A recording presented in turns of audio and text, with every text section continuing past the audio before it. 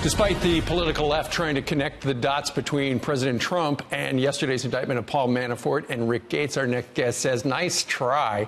In his new op-ed, Erickson writes, quote, "The American left will continue to believe in an elaborate conspiracy. It is far easier to believe that than to believe Hillary Clinton ran a terrible campaign." Joining us right now is Fox News contributor and the author of that, Erickson. Eric, what are you trying to say? That, the left is still hanging to the Russians stole the election because they can't admit that Donald Trump actually beat Hillary Clinton, that they all thought he was going to be beaten, and she was such a terrible candidate, he beat her. Okay, so the news came out that not only was there a 12-point indictment against Mr. Manafort and Mr. Gates, but also this low-level volunteer on the campaign, George Papadopoulos, apparently flipped. And it sounds like he's been cooperating with the feds ever since he pled guilty to lying to them. Right. Listen, one of the things that campaigns do is they give people titles. It makes them feel empowered. He had a title. He was a volunteer on the campaign. That doesn't mean he was embedded in the campaign. If anything, it proves there was no collusion because, according to his testimony, the Russians came to him and said they already had the email. So the Trump team couldn't have gotten with the Russians to try to find emails if the Russians already had them. Sure. And, the whole thing about the Trump team and the involvement is, aside from the fact that Mr. Manafort and Mr. Gates were part of the Trump team, all this stuff happened a long time ago.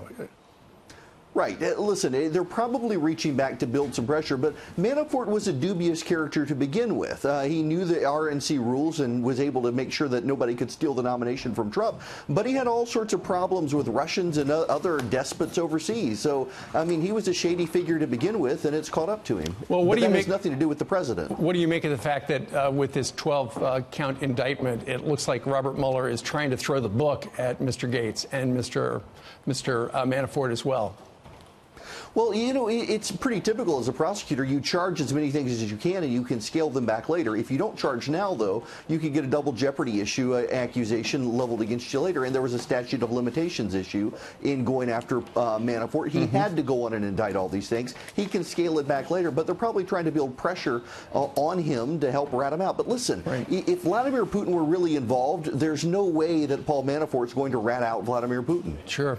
The lead op-ed this morning in the Wall Street Journal says the main charge against Donald Trump, poor judgment hiring a notorious Beltway operator in the form of Paul Manafort, because historically Paul Manafort and his group have worked for essentially a rogues gallery of dictators and a lot of other questionable characters around the world.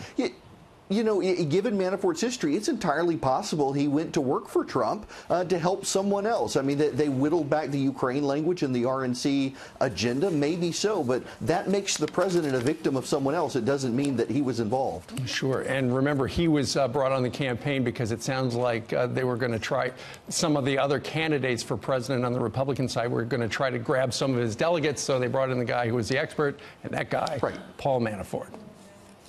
Yeah, very much so. Questionable character. But, the president did fire him. He did indeed. All right. And now he's in a lot of trouble. Mr. Manafort is. All right.